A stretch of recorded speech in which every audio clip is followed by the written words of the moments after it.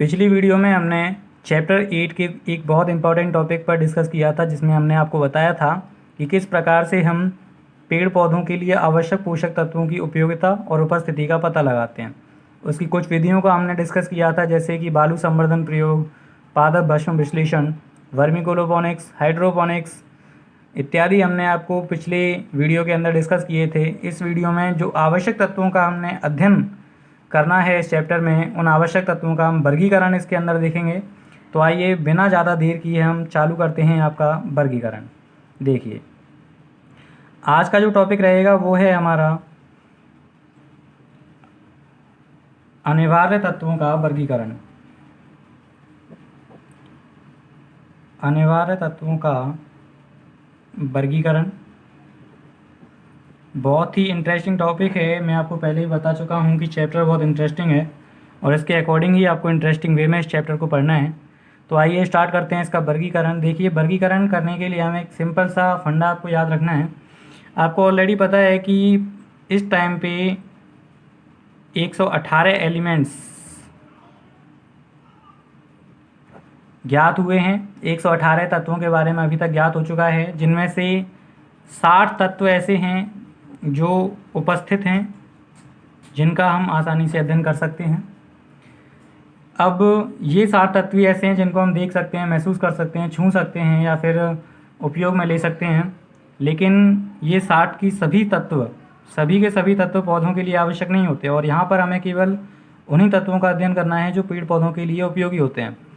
तो इन 60 में से भी कुछ विद्वान बताते हैं कि 17 तत्व हैं जो पेड़ पौधों के लिए आवश्यक होते हैं। उन आवश्यक तत्वों को ही हम अनिवार्य तत्व कहते हैं।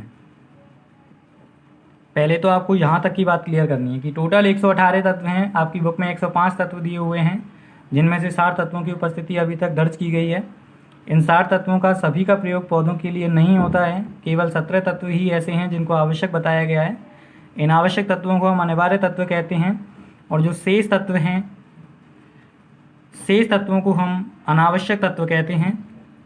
यानी कि इनकी कोई खास आवश्यकता पेड़ पौधों के लिए नहीं होती है। यदि इनकी कमी भी हो जाए तो पेड़ पौधे इनकी कमी में अपना जीवन पूरा कर सकते हैं। लेकिन यदि 17 तत्वों में किसी की कमी हो जाए तो उस कमी के लक्षण प्रकट होते हैं, और उसके अकॉर्डिंग यदि कमी ज़्यादा टाइम तक बनी रहे तो पौधे की मृत्यु तक हो सकती है। तो अनिवार्य तत्वों का वर्गीकरण आपको यहाँ पर समझना है। आइए देखते हैं, स्टार्ट करते हैं। देखिए, ये जो अनावश्यक तत्व हैं पौधों के लिए आवश्यक तो नहीं है, लेकिन कुछ ऐसे भी तत्व हैं इनमें से जो पौधों के लिए हानिकारक होते हैं, पौधों के लिए विषाक्त होते हैं। कैसे होते हैं? विषाक्त होते हैं, जहरीले होते हैं। ठीक है। अब एक छोटा सा सिंपल सा फंडा और है कि हमने किस आधार पर बताया कि भाई 17 तत्व ही अनिवार्य हैं। 60 में से केवल 17 को ही अनिवार्य हमने क्यों बताया? कुछ और भी तो तत्व थे, उनको हमने अनिवार्य क्यों नहीं रखा? इसके कुछ मापदंड होते हैं। इन मापदंडों के आधार पर हमने 17 तत्वों को अनिवार्य बताया है। देखिए कौन कौन से मापदंड हैं। सबसे पहला मापदंड है अपरिहार्यता। मैं एक एक शब्द में आपको बताऊंगा।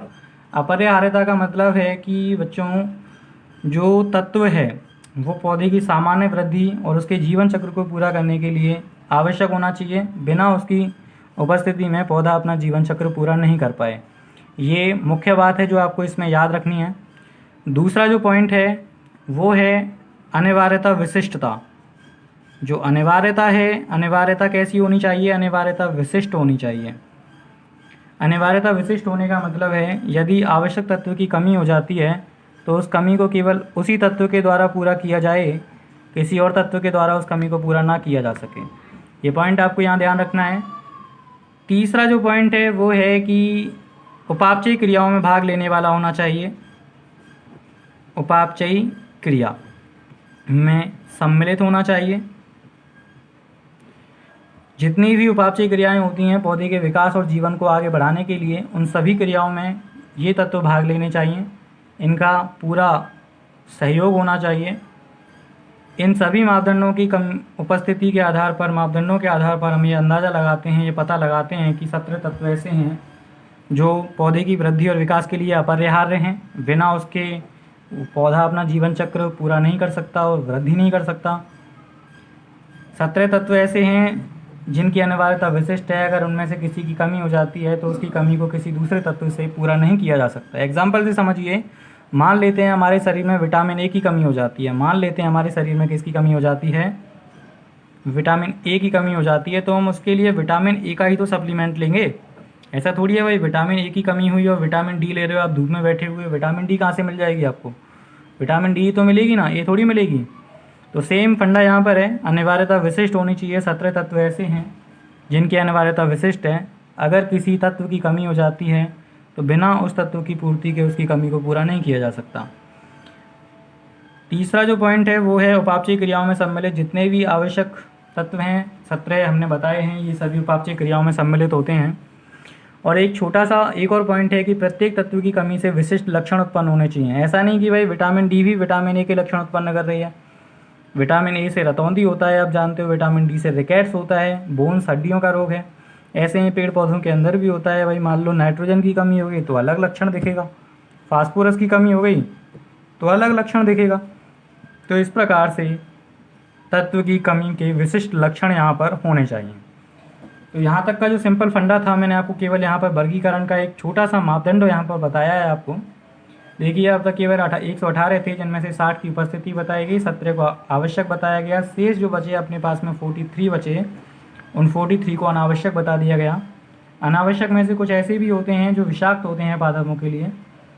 इसके बाद हमने बताया कि पादपों में किस आधार पर हम पता लगाते हैं कि पौधे किस प्रकार से अनिवार्य हैं, उनको आवश्यक कैसे रखा हमने।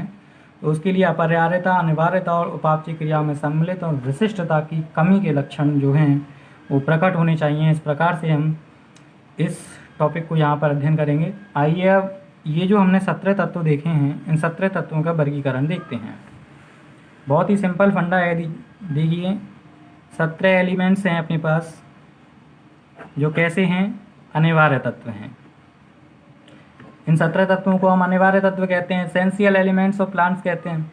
देखिए इन 17 तत्वों को बांटने के लिए हमने एक सिंपल सा फंडा लिया है। इन 17 तत्वों को हमने 2 टाइप्स में बांटा है, 2 भाग कर दिए इनके।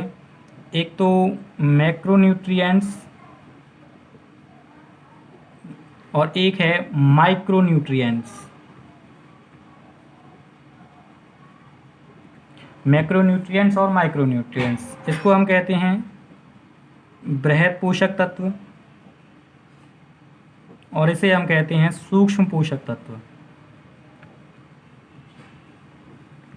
बृहद के और भी नाम है, इसे हम प्रधान तत्व भी कहते हैं या फिर गुरु पोषक तत्व भी कहते हैं। सूक्ष्म पोषक तत्व को हम लघु पोषक तत्वों के नाम से भी जानते हैं। ये सिंपल सा फंडा है। आइए देखते हैं कि ये जो हमने 2 भागों में इसको डिवाइड किया है, किस प्रकार से हम इसको डिवाइड करते हैं, इसका क्या मापदंड है, इन्हें बृहद पोषक और सूक्ष्म पोषक कहने के पीछे। देखिए पौधों में जिन तत्वों की जो आवश्यकता है वो 1 से 10 mg प्रति ग्राम शुष्क भार में होती है। यदि आवश्यक तत्वों की जो मात्रा है वो 1 से 10 mg प्रति ग्राम शुष्क भार में हो तो उसे हम बृहद पोषक तत्व कहते हैं। इनकी संख्या 8 होती है। इनके एग्जाम्पल हम अभी देखेंगे। इसके बाद में सूक्ष्म पोषक तत्व की बात करें, इसका है 1 mg से कम, जो भार होगा वो 1 mg से कम होगा प्रति ग्राम शुष्क भार में। इनकी जो संख्या होती है वो देखिए यहाँ पर मैं आपके लिए बता दूं कि इनकी संख्या 8 होती है और मैक्रोन्यूट्रिएंट्स की संख्या होती है 9। थोड़ी सी मिस हो गई थी यहाँ से। बृहद पोषक तत्वों की संख्या होती है 9 और सूक्ष्म पोषक तत्वों की संख्या होती है 8। ठीक है स्टूडेंट्स, कभी कभी हो जाता है थोड़ा सा मिस। अब इसमें क्या करना है आपको, इन तत्वों के नाम देखने हैं, कौन कौन से तत्व इसके अंदर आते हैं और कौन कौन से तत्व इसके अंदर आते हैं। देखिए अगर हम मैक्रोन्यूट्रिएंट्स की बात करते हैं तो इसके अंदर 9 तत्व आते हैं जिन्हें हम 3 के ग्रुप में अध्ययन करेंगे।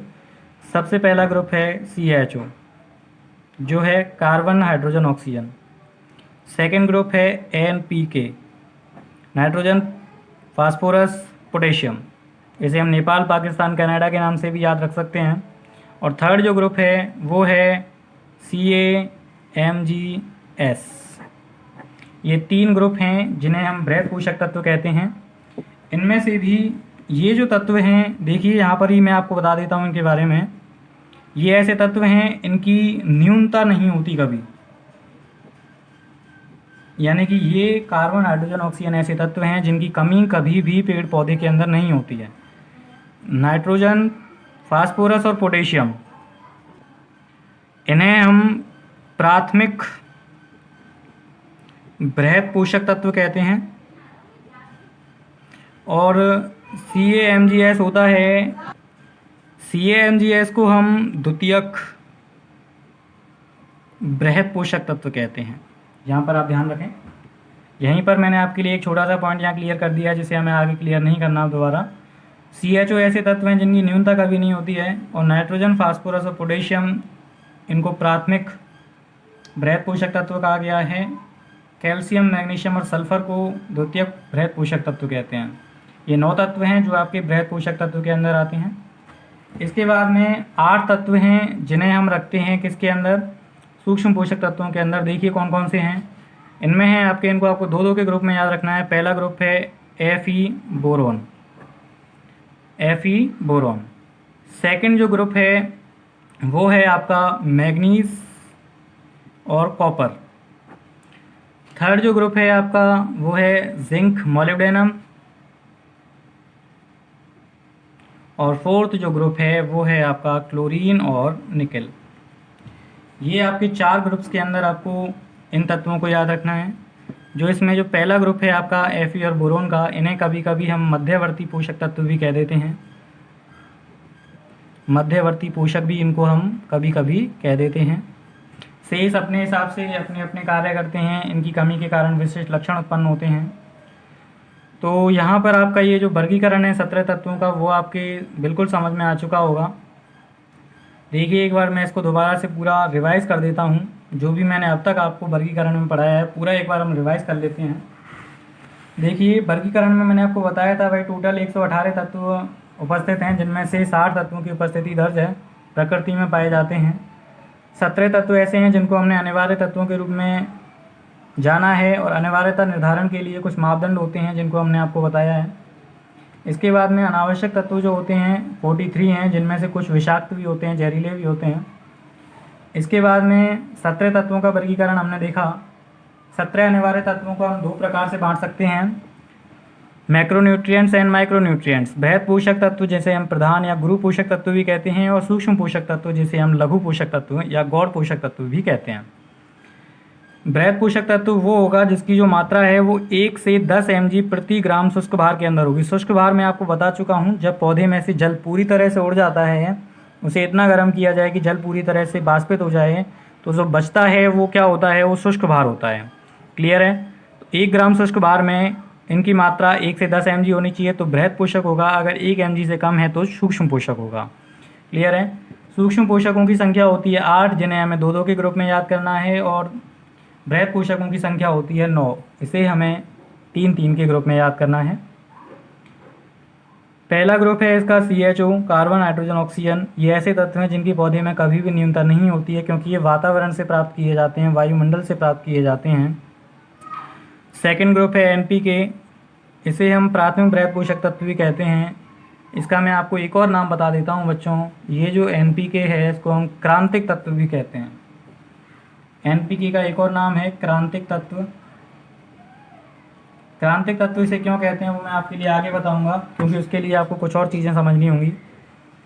देखिए इनको प्राथमिक और CaMgS को द्वितीयक बृहद पोषक कहते हैं, और इसमें आपको आयरन और बोरॉन, इन दोनों को हम मध्यवर्ती पोषक तत्वों के नाम से जानते हैं।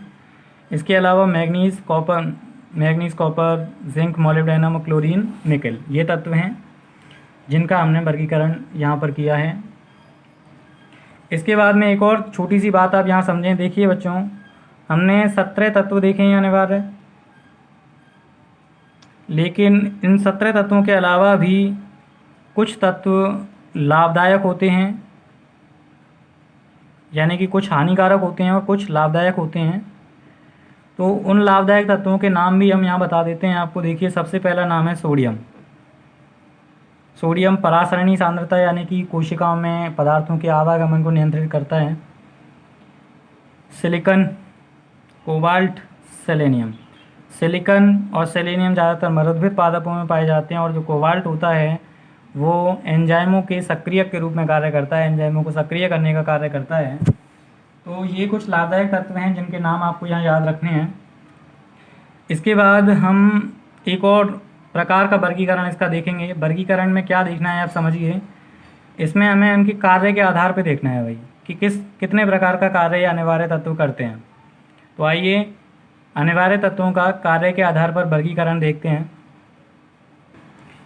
कार्य के आधार पर वर्गीकरण बहुत इजी है। इसमें आपको 4 प्रकार का वर्गीकरण पढ़ना है। सबसे पहला वर्गीकरण जो हम करते हैं वो संरचनात्मक रूप से कर सकते हैं। संरचनात्मक तत्व,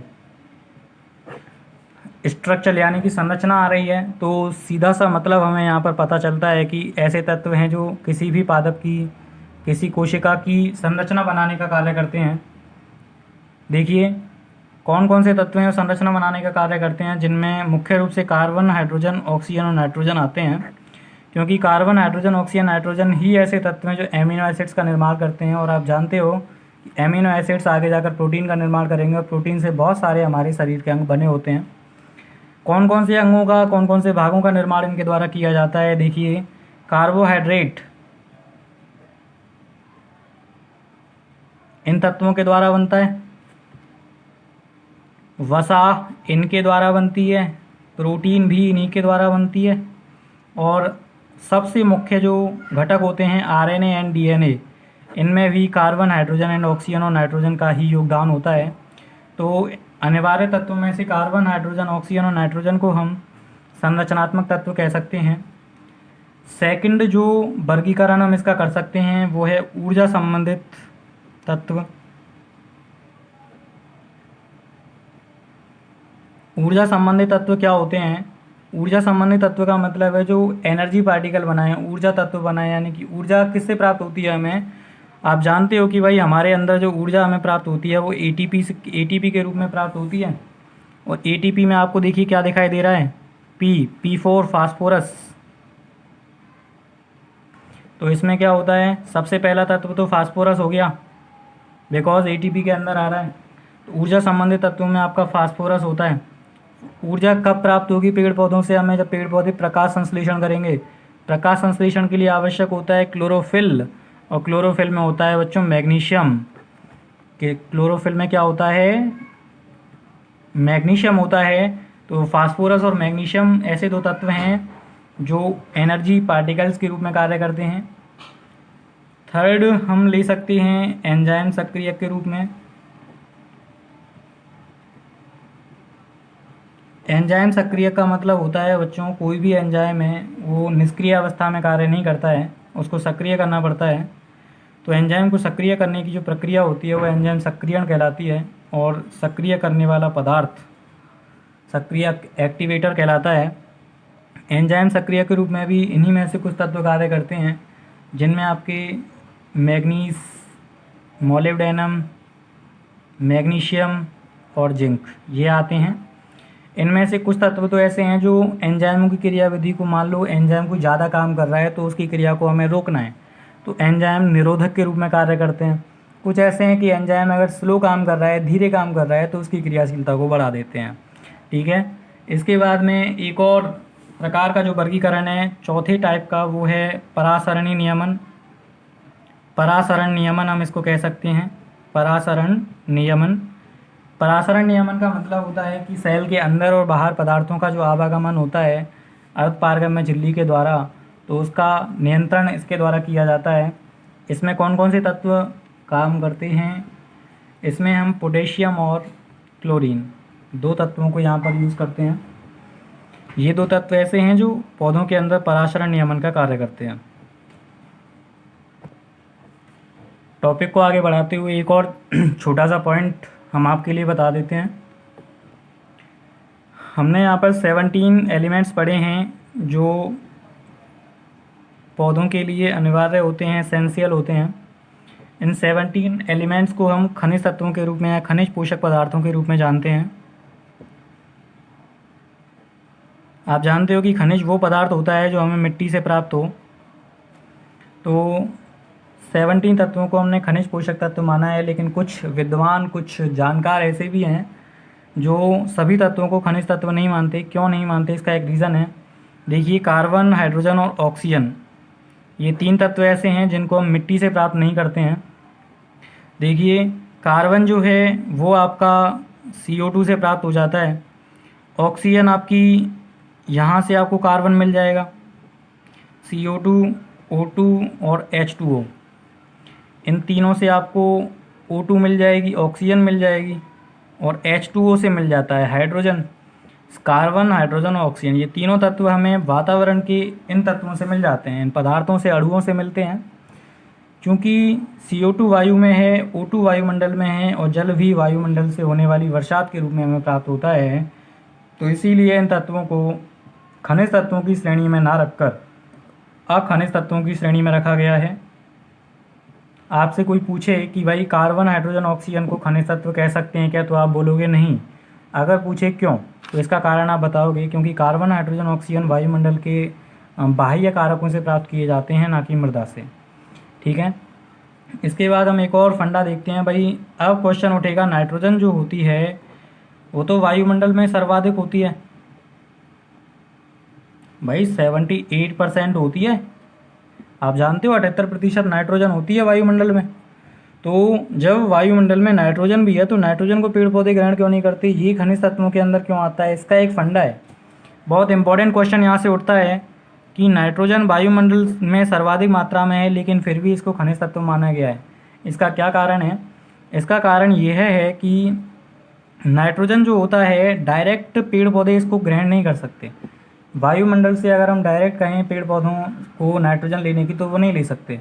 उनको नाइट्रोजन को चेंज करना पड़ता है कुछ यौगिकों में, और चेंज करने की जो प्रक्रिया होती है, बदलने की जो प्रक्रिया होती है, उसे हम नाइट्रोजन फिक्सेशन कहते हैं, नाइट्रोजन स्थिरीकरण कहते हैं। तो नाइट्रोजन को फिक्स करना पड़ता है पेड़ पौधों के यूज़ के लिए। जैसे हम स्वयं से एग्जांपल ले सकते हैं। मान लो आपको किसी गेहूं के खेत में छोड़ दिया जाए और कह दिया जाए मैं खा लो। आप खा लोगे क्या गेहूं के पेड़ों को? नहीं खाओगे ना। आप क्या करते हो, गेहूं पक जाता है तो उसको निकलवा के लाते हैं, आटा बनवाते हैं, फिर रोटियां बनाते हैं, तब खाते हैं। सेम फंडा इसका होता है। डायरेक्ट नाइट्रोजन पेड़ पौधे यूज़ नहीं कर सकते हैं, इसको कुछ यौगिकों में बदलना पड़ता है। उन यौगिकों में बदलने की जो क्रिया होती है वो नाइट्रोजन फिक्सेशन होती है। तो नाइट्रोजन फिक्सेशन के बाद पेड़ पौधे नाइट्रोजन को ग्रहण करते हैं। नाइट्रोजन फिक्सेशन के बाद जो नाइट्रोजन होती है वो मृदा में पहुंच जाती है। क्योंकि पेड़ पौधे इसको मृदा से ही ग्रहण कर रहे हैं, इसीलिए इसको हम खनिज तत्वों की श्रेणी में रखते हैं। उम्मीद करता हूँ आपकी ये जो कॉन्सेप्ट है वो क्लियर होगा इसका। इसके बाद में अब आपको समझ में आ गया होगा बहुत अच्छी तरह से कि कार्बन, हाइड्रोजन, ऑक्सीजन अखनिज तत्व हैं,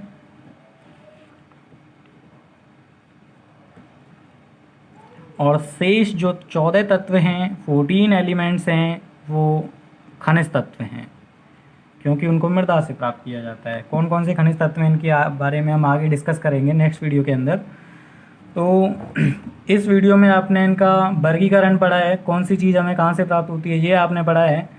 इससे जो अगली वीडियो में हम आपके लिए लेकर आएंगे उसमें हम आपको पेड़ पौधों में इन सभी 17 तत्वों को बहुत विस्तृत रूप से अध्ययन करना है हमें। उसमें हम आपके लिए ये बताएंगे कि भाई पेड़ पौधे कौन कौन से तत्व ग्रहण करते हैं, किस तरह से ग्रहण करते हैं, उनका क्या उपयोग होता है उनके लिए, अगर उनकी कमी हो जाए तो क्या लक्षण दिखाई देंगे। ये सारे टॉपिक्स हम नेक्स्ट वीडियो के अंदर कवर करेंगे। तो नेक्स्ट वीडियो को देखने से पहले आप इसको कंप्लीट करें। ठीक है स्टूडेंट्स, तो आगे मिलते हैं आपसे हम अगली वीडियो के अंदर। तब तक के लिए धन्यवाद।